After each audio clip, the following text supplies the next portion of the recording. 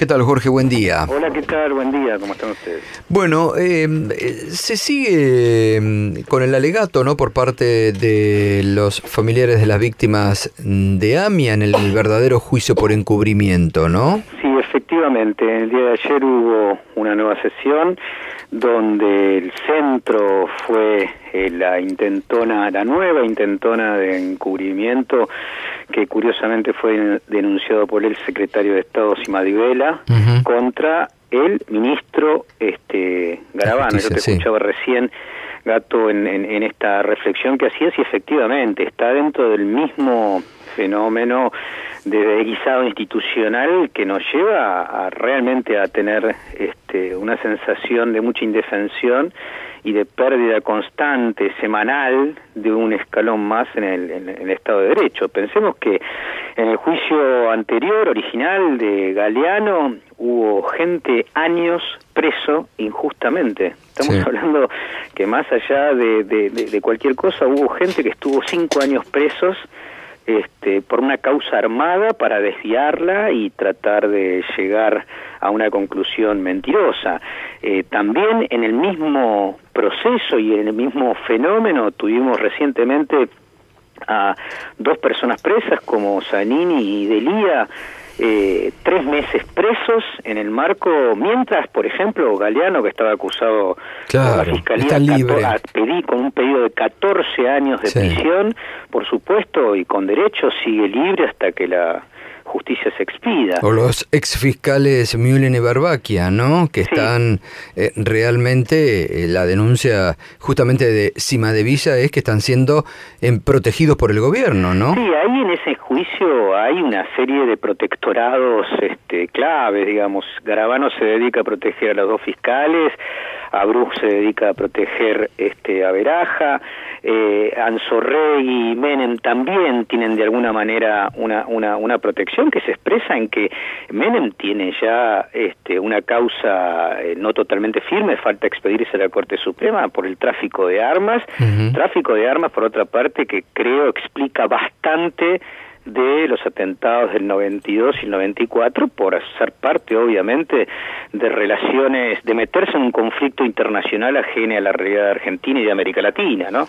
Bueno, estamos frente a una situación donde la verdadera causa de la AMIA, debido a la falsedad, fraude, impericia del sistema jurídico argentino, quizá nunca sepamos qué pasó, y al mismo tiempo la construcción de nuevas causas para tapar las anteriores. Claro, claro. Esto es lo grave. Ahora, a mí la verdad que no me entra en la cabeza, porque lo que se está trascendiendo en el verdadero juicio por el encubrimiento al atentado a la AMIA, donde, como bien decías vos, está sentado un integrante de la comunidad, como Rubén Beraja, acusado de encubridor, lo que está trascendiendo es que la DAIA no pediría ningún tipo de condenas para los imputados. Efectivamente, la querella de la DAIA trabaja conjuntamente con la AMIA y con Garabano y con Abruz, tratando de evitar las condenas tanto de los exfiscales Mühlen y Barbaquia como de Beraja y de los otros acusados. Esto no es nuevo. Eso, como denunció Simadevilla, es un nuevo encubrimiento, es el encubrimiento al encubrimiento. Sí, efectivamente, la DAIA es cómplice, la DAIA y AMIA son cómplices a esta altura claramente, y se expresa en 2 capítulos. Por un lado, en la característica que asume la querella de ambos en este juicio de encubrimiento, y por el otro lado, en la persecución sistemática a exfuncionarios del gobierno anterior que lo único que pretendieron, más allá de que uno esté de acuerdo o no con el memorándum, es que el juicio se realice. Fijémonos qué es lo que está detrás. Lo que se quería con el memorándum es que se realicen indagatorias en territorio argentino en Teherán y que se pueda desarrollar el juicio aunque estos acusados se negasen a declarar. La realidad es que hoy la causa del atentado que lleva el juzgado de Canicoba Corral no puede avanzar porque no hay indagatorias.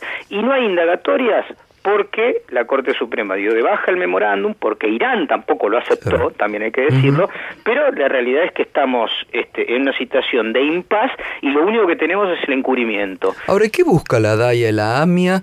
Justamente que deberían ser los impulsores de esta causa, tapar, encubrir y que no se condene a nadie de los imputados, que fueron realmente los verdaderos encubridores, está claro. Efectivamente, los culpables que no sepamos la verdad es el sector de la justicia argentina, los servicios de inteligencia, Galeano, Anzorregui, Menem y la DAIA.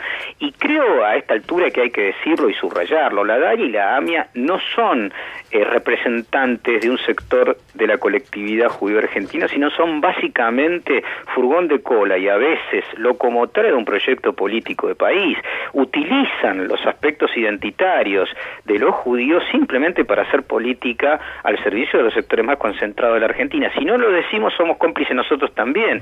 Creo que hay que subrayarlo. La DAIA y la AMIA funcionan básicamente concomitantemente, coherentemente y cómplicemente con el PRO y Cambiemos.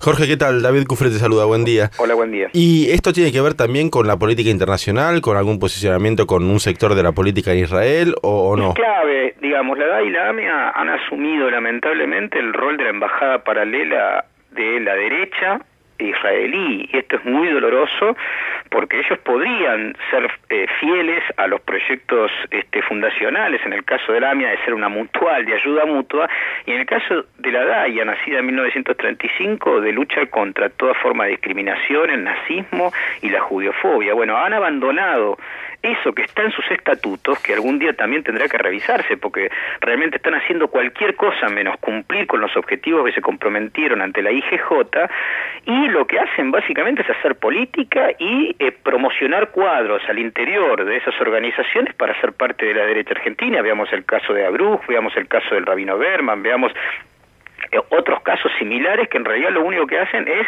proveer actores al servicio básicamente de una política que uno puede diferir, etcétera, etcétera, pero es claramente una organización político-partidaria, son organizaciones político-partidarias que se escudan detrás del Holocausto, de la Shoah y de la identidad judía para hacer política partidaria nacional. Ahora, ¿por qué no querría Israel que se sepa la verdad sobre el atentado a la AMIA y a la embajada también, no?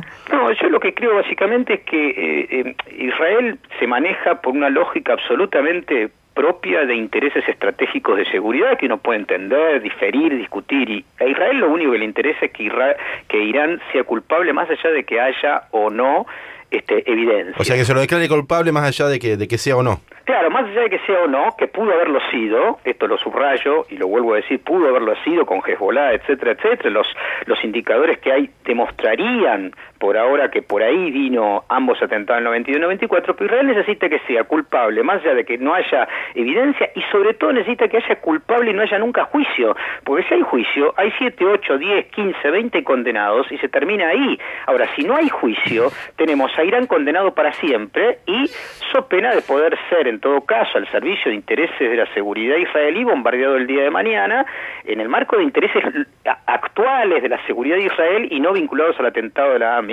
o de la embajada. ¿Se entiende el concepto? Sí, es decir, es más fácil que no haya juicio, que Irán sea condenado como Estado ad eternum, que haya un juicio y que haya 7 condenados, 10 condenados y se termina ahí. Jorge, ¿y cómo imaginas que termina este juicio por el encubrimiento? ¿Con condenas? ¿Sin condenas? ¿Qué imaginas que va a pasar? No, es muy difícil que pueda terminar sin condena. Lo que van a hacer probablemente con apoyo del Ministerio de Justicia, que intercede fuertemente en los tribunales, con menores condenas de las que corresponderían y con, obviamente, sobre todo Memoria Activa y el CELS que colabora ahí, tratando de apelar esos regalos que implicarían, obviamente, que muchos se vayan a su casa, como el caso de Beraja, etcétera, etcétera, que es doblemente culpable desde un punto de vista moral, porque quien debía tener la responsabilidad ética de llevar esto hasta sus últimas consecuencias para saber qué pasó, participa básicamente de un encubrimiento, cosa que es escandaloso